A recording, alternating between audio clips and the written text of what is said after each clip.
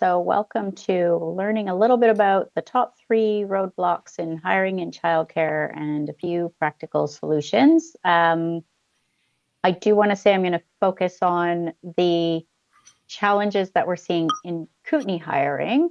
Some areas of the province aren't necessarily experiencing the same challenges as we are.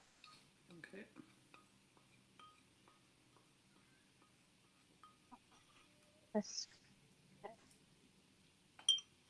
So, as you know, I'm Maya Gardner, and if you were in the last session, Recruitment 101, then I'm going to be repeating myself. I'm going to tell you a little bit about myself and then a little bit about the Kootenay Childcare Initiative before we get moving.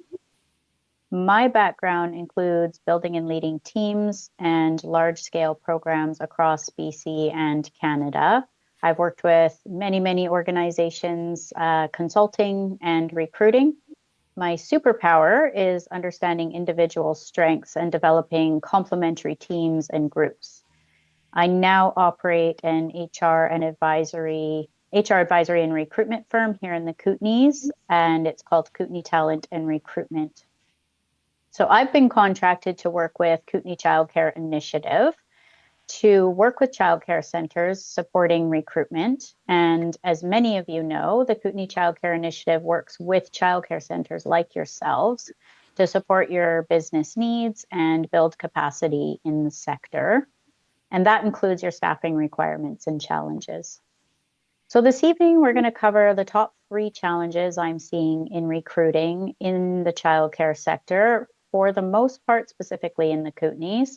For each of the 3 sections, I'm going to present the challenges and then some solutions that would help you perhaps overcome those hurdles and make your hiring a little bit smoother. So just a little bit of housekeeping before we get started. Please feel free to leave your camera off and do what you need to do. I will pause if there are questions at times and ask if there's any questions, and then you can just pop off your mic, unmute your mic and come on and ask questions. I'll also provide time for questions at the end and a little bit of discussion time. So if you want to save your questions for the end, or you have things that might require a little bit deeper discussion, then we can do that as well. Beyond this presentation, there will be a next one in about a month on retention, and also feel free to reach out to me individually if there are things that I can help you with. 1, if you need help recruiting, and 2, if you want me to sort of walk through any challenges that you're experiencing or any of the things that you heard today and help yourself sort of learn that a little deeper or reconcile it with the questions you have in your mind. I'm happy to help out.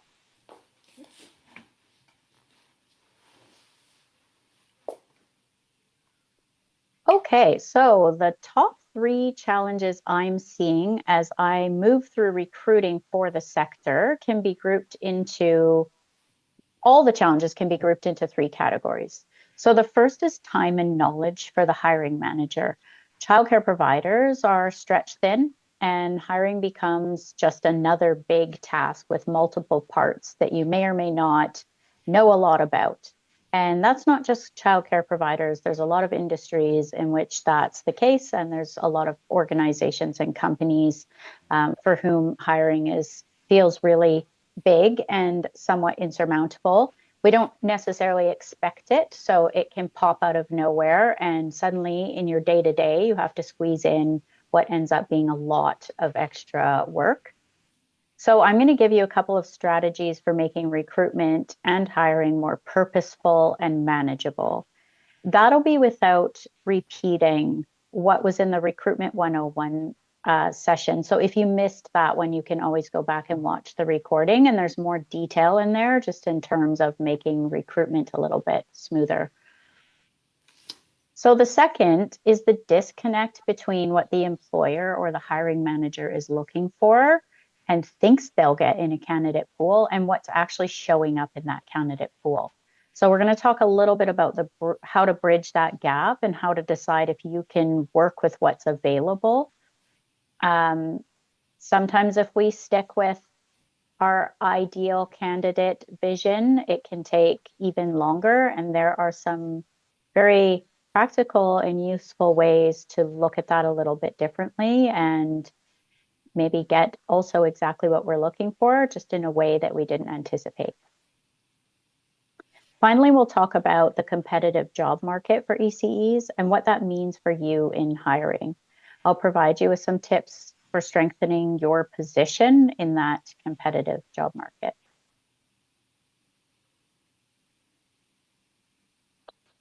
So, managing a childcare center, which I don't have to tell any of you, is demanding. HR or recruitment is often not part of the initial training or skill set that you went into it with. Some of you went into it as childcare providers, and that's your focus area. So, what I find actually with beyond childcare with a lot of my clients is that they didn't necessarily learn how to manage, recruit, deal with HR, sign people on, make offers, all of that fun stuff. Scheduling and staffing can also be challenging without adding in recruitment. So, advertising, reviewing resumes, scheduling interviews, preparing questions, and interviewing are very demanding procedures and processes. And there's timing with that. So, there's a timing attached to hiring. Once you're in it, you kind of have to go, go, go, go, and you have to put other things aside so you can interview candidates. If you don't do it in a timely fashion, you might lose them. So it really is a lot of extra stuff. Knowing where to post, how to write a job description, what to look for, how to screen an interview, how to make a hiring decision when you're busy with extra things can be extra difficult.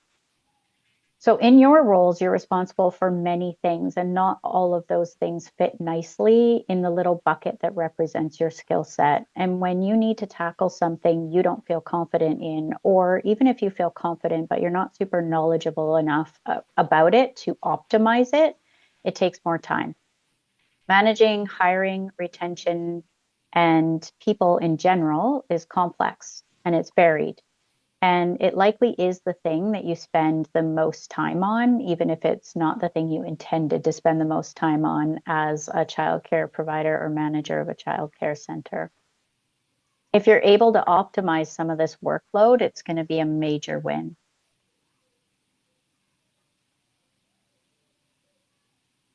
So, how do you overcome the time and knowledge challenge?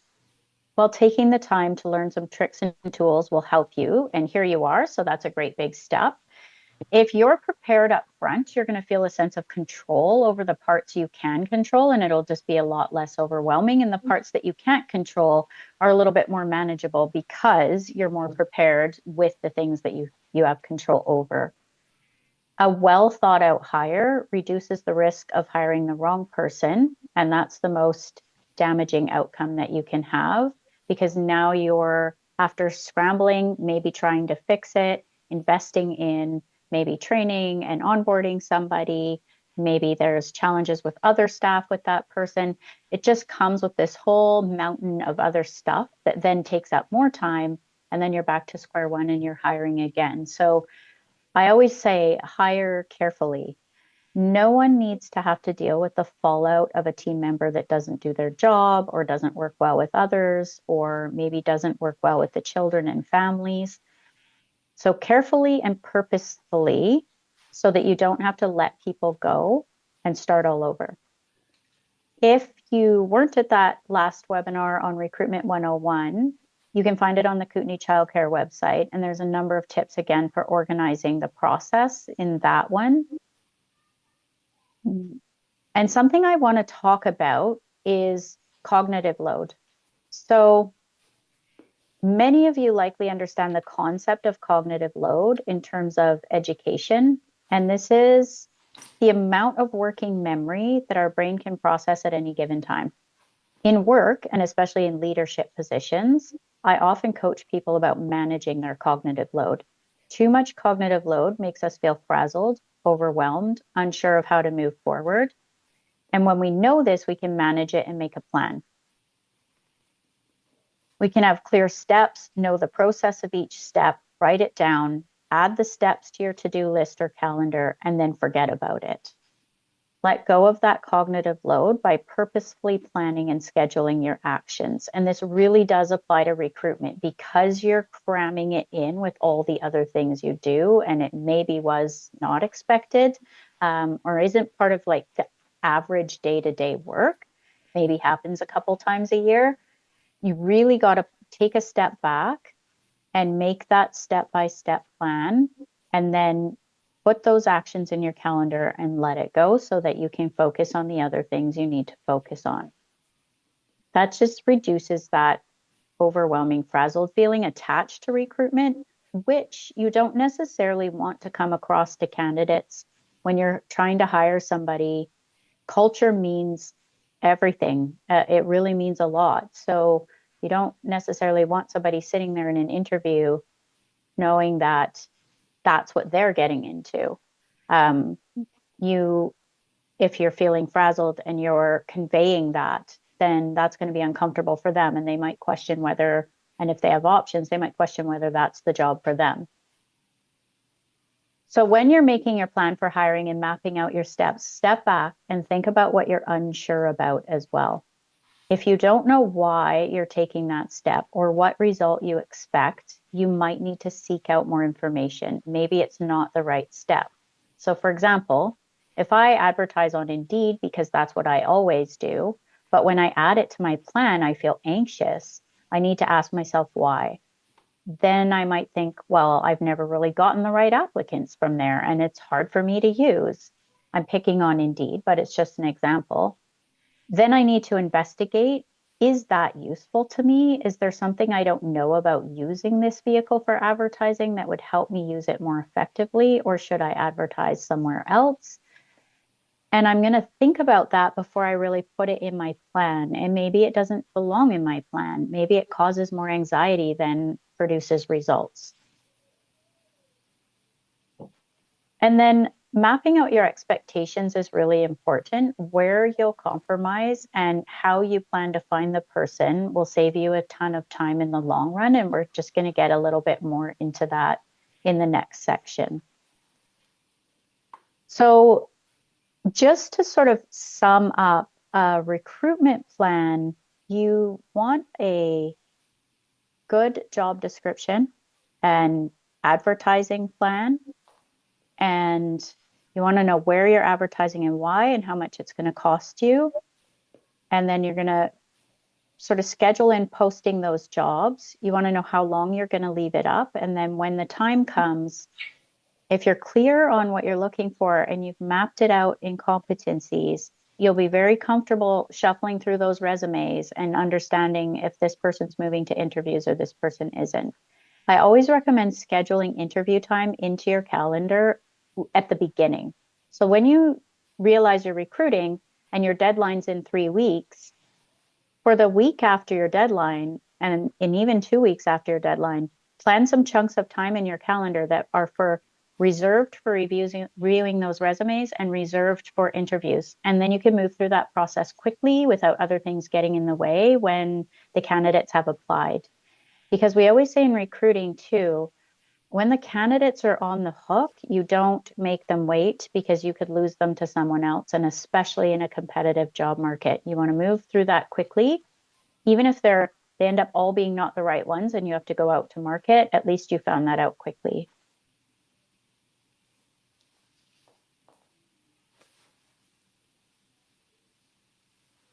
Any questions about the challenge around time and knowledge? Okay.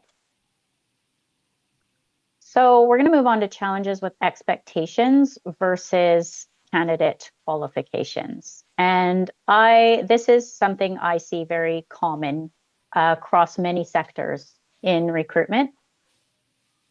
Generally, I'm seeing these expectations from childcare providers, ECEs, sometimes with IT or special needs, definitely a certificate and sometimes a diploma preferred, experienced, committed, and able to develop a relationship with families, living in the community, because in most of our communities, housing's a bit of a challenge. And what if they don't stay?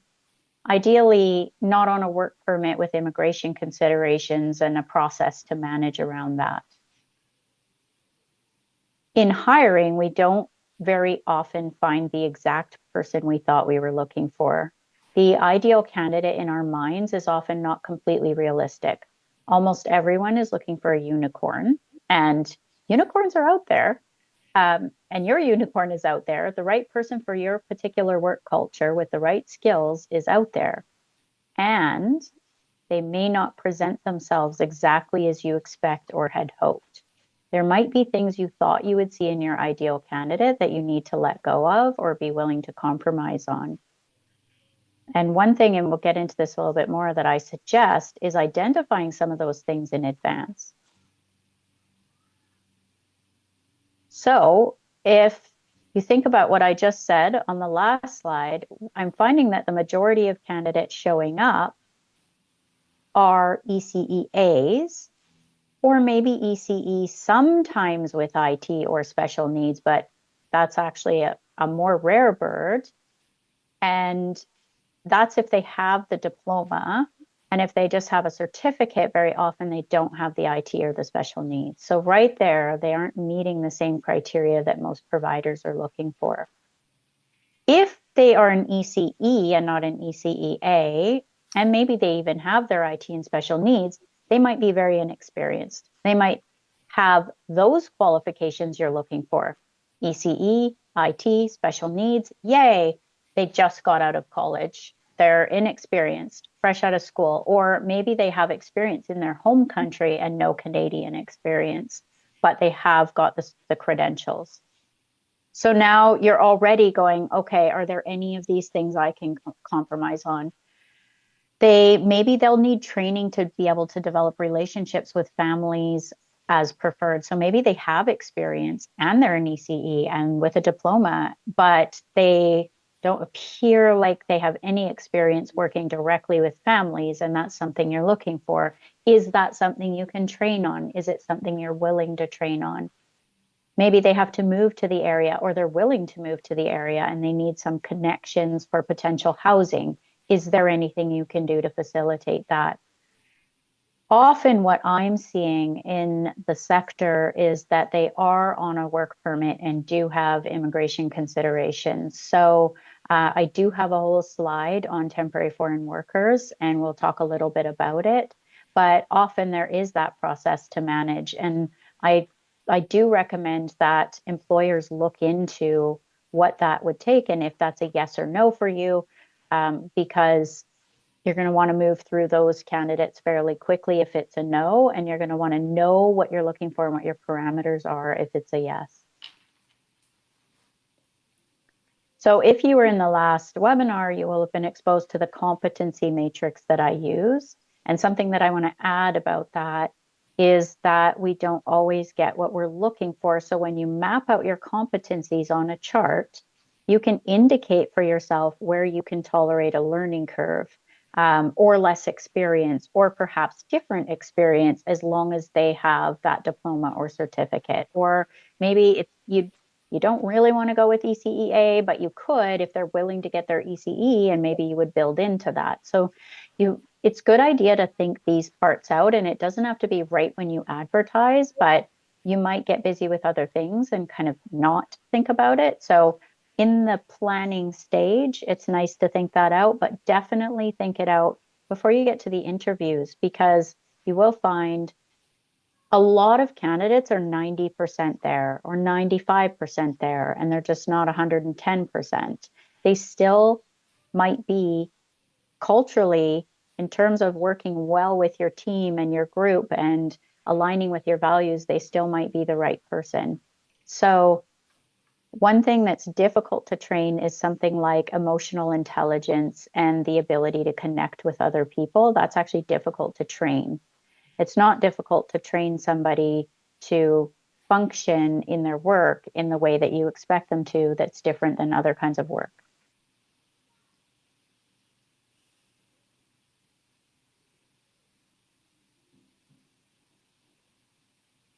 So a little note, the ideal candidate the acceptable learning curves and compromises, the competency chart guiding decisions, the value of training and investing in people. So we've talked all about those top four.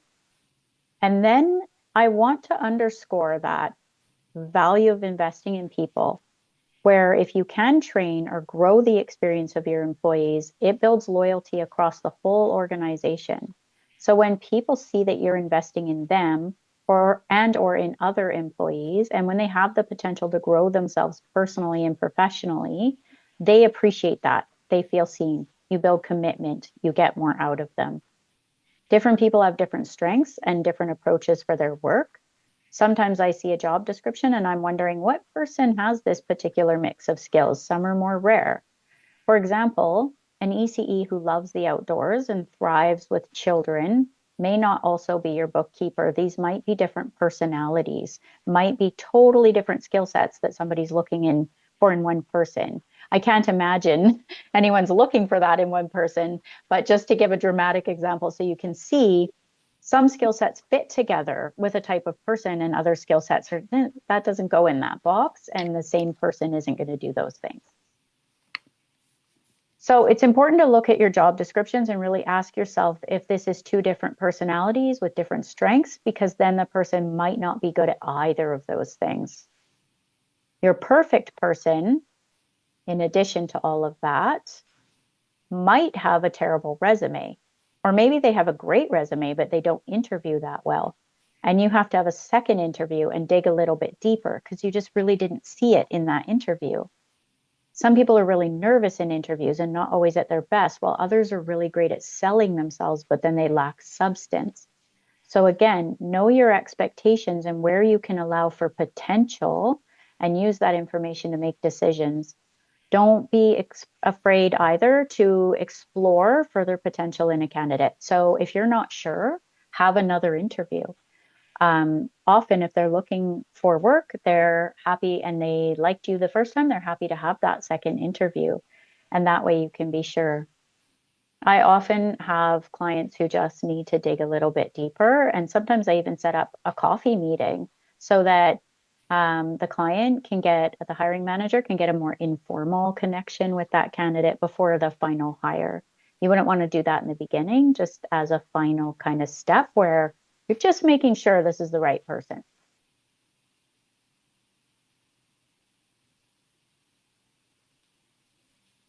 And again, I did mention moving quickly. Once you have candidates in the mix, you want to move them through your process fairly quickly. And you can take your time to make your decision once you've interviewed them all, but try to keep that all moving fairly quickly. If you need a couple days after you've interviewed a few people, and that's where that competency matrix comes in really nicely, is you'll see them lined up. And some people have, you know, they're really good or whatever. If you use green, yellow, red, like I do as a color scheme, green is good, yellow's maybe, or less competent or experienced in that area, and red is not really experienced in that area. And it allows you to visually see out of all these, say, three candidates that I interviewed, this one has the most green, this one has two reds, but this person's areas of red are tolerable. And maybe the other person's area of red isn't tolerable. Any questions about this part? Expectations and applicant qualifications.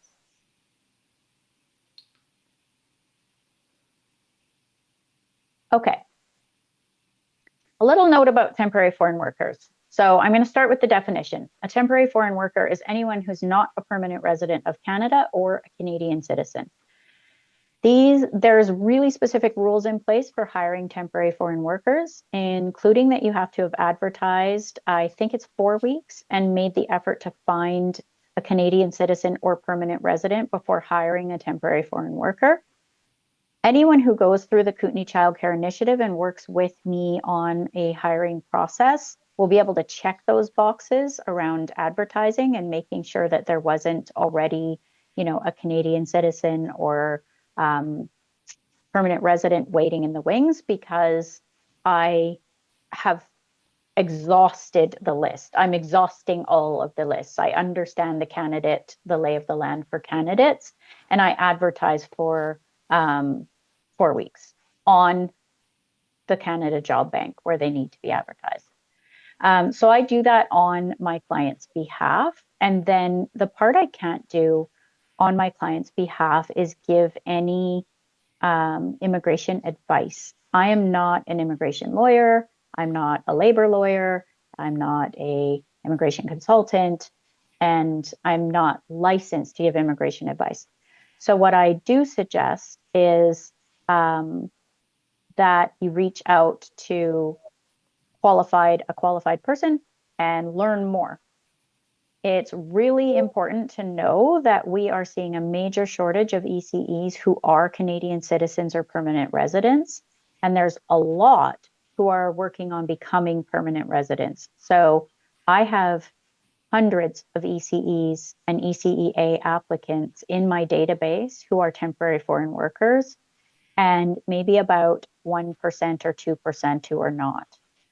So if you're able to figure out a way where you can support a hire of a temporary foreign worker and you can manage the risks and liabilities that come with that, then it's a good idea just in terms of shortening your wait time for finding a candidate. Also, many of these temporary foreign workers were educated. I mean, obviously, if they have a license in BC, but a lot of them are educated locally. So we have the College of the Rockies and Selkirk College educating ECEs. And College of the Rockies is an online program, and a lot of them don't live in the Kootenays. And um, many in the past have been temporary foreign workers. So every 2 years out of the diploma programs, we're seeing graduates, right? So we have a shortage that's not filling super quickly. Selkirk College does have a in-person program, and still many of them are people who have come here to learn and to become permanent residents of Canada. So if you're in the West Kootenays, you may have the regional immigration program. If you're in the East Kootenays, you don't have that program. You have BCPNP and LMIA, which are other immigration pathways. It's important that you connect with somebody like the IRCC or, as I said, an immigration lawyer. And I've got some resources right here on this slide. They're a little bit in tiny print. But at the IRCC, there's a lovely woman named Doris who manages an outreach team for BC, and they will consult with employers directly for free. And they also offer webinars. So the Kootenay Childcare Initiative, we might be able to organize a webinar for everyone in the future. And in the absence of that, you can contact them directly at promotion@cic.bc.ca. And that's right on the slide there. So maybe if your camera's out, take a picture or a screenshot of that slide, or you can watch the recording later. You can reach out to them and ask for a consultation or ask to talk about what the potential pathways are. And then there's immigration lawyers, immigration consultants. Employment lawyers kind of meet immigration lawyers at some point. So employment lawyers, if you have one, then you can talk to them about, from an employment perspective, what does the contract need to look like? What are your rights and responsibilities, and what are the risks? They can give you that information, whereas an immigration lawyer can really help you understand how to navigate the system. Community Futures BC, so the provincial body, has an upcoming webinar on April 28th. You just go to their website, look for the training sessions, and you have to create an account, and then you can sign up for free. And it's a webinar on immigration pathways, I believe. So get informed and prepare yourself. If you're able to work with candidates, you'll have who are immigrating, then you'll have more options and less wait time on your hire. But hire carefully still applies. And if not more, because there's a few more, steps to take. You're investing more as an organization if you hire a temporary foreign worker. So hire carefully and hire carefully no matter what, because you always want the right person. So I wouldn't say just go hire temporary foreign workers or vice versa. Hire the right person. Your candidate pool is likely to be a much higher number of temporary foreign workers. Any questions about that?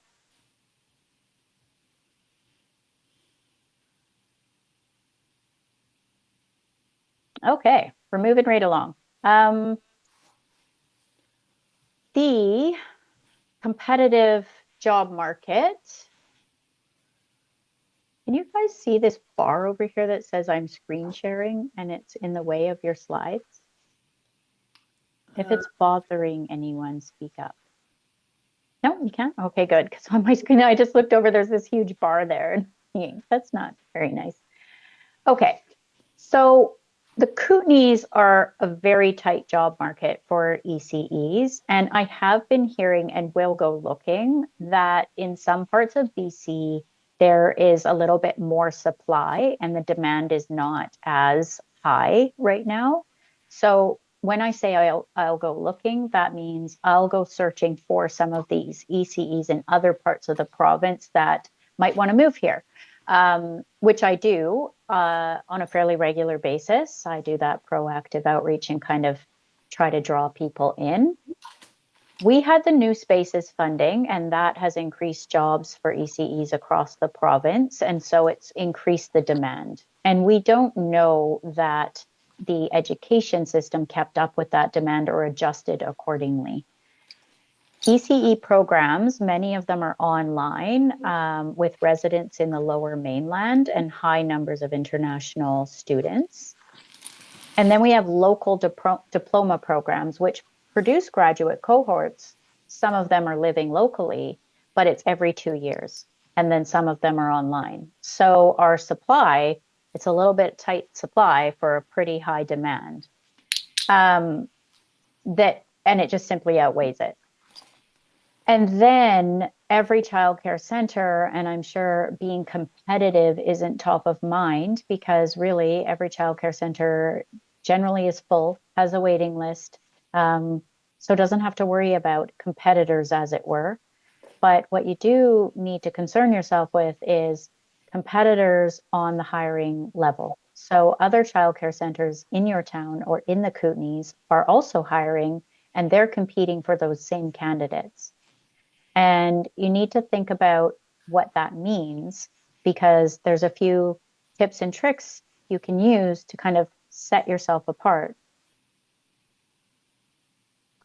And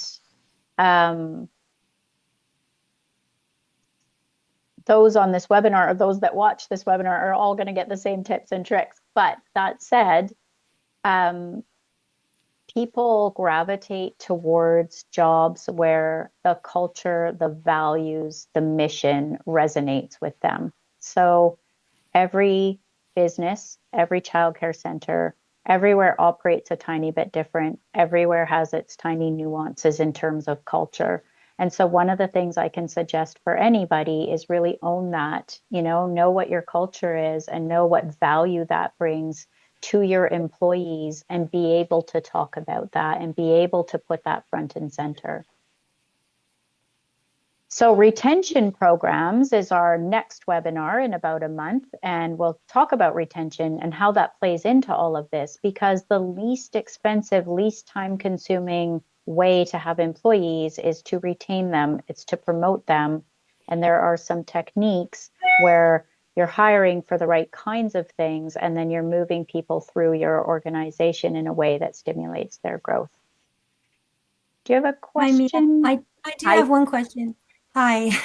I'm just wondering about when we talk about online programs and how the majority of new students have had this online training, does that not also have to come with in-person practicum time? It does, but the point for me that it's online is that their in-person practicum time might have been in the town they live in. So It's that they live somewhere else. So someone from Kamloops can take the College of the Rockies course and do their practicum in Kamloops and never be coming to the Kootenays. So sometimes that just makes it a little bit challenging for us to, in terms of doing the math, we think, well, we're graduating all these students. Where are they? They're not necessarily here. And then we have to try and entice them here. Right. Okay. Yeah. But they do have in-person practicums. Yeah.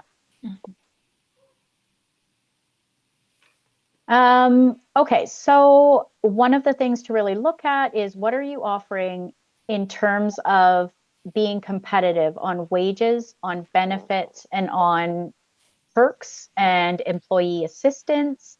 Do you offer assistance for moving? Is there anything that you can offer? And I know that the vast majority of childcare centers operate on a very tight margin, but there's very creative ways to highlight that you do certain really great things for your employees, and whether that's that you just have a really supportive and good culture, that your employees are always there for each other, or that even simple things like if you're not well, we have backup, so it's easy to fill your shift.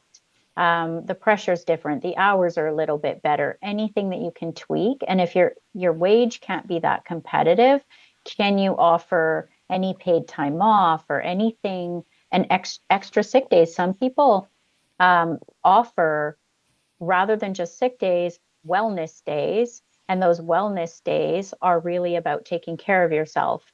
And that is a relatively inexpensive way for an organization to support their employees. We have the CBT wage top up enhancements for some positions. And if your candidates might be eligible for those positions, definitely highlight that. So you'll put like the salary range out, but then you'll put, if eligible, top up is available. And then you'll get candidates asking those questions if you're putting it right in the, but you want to advertise these things that are a bonus. And again, great culture, effective leadership. Most people leave because of managers and cultures, not because of the pay. A reason, you want to create a reason to stay, not a reason to leave.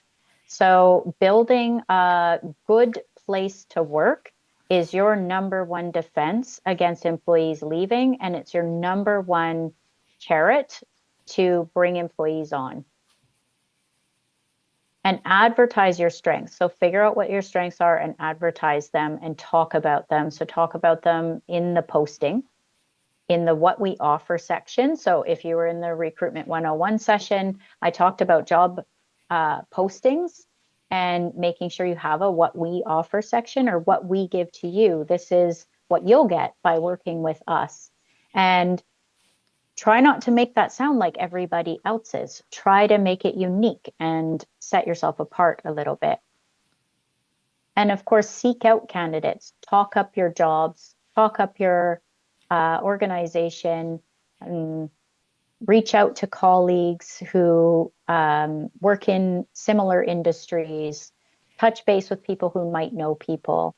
Make sure that in our small communities, word of mouth and networking is huge. So your reputation is really important, just in terms of even people you would never even realize will talk up your job or something like that, um, because they know of you and they know that you're looking.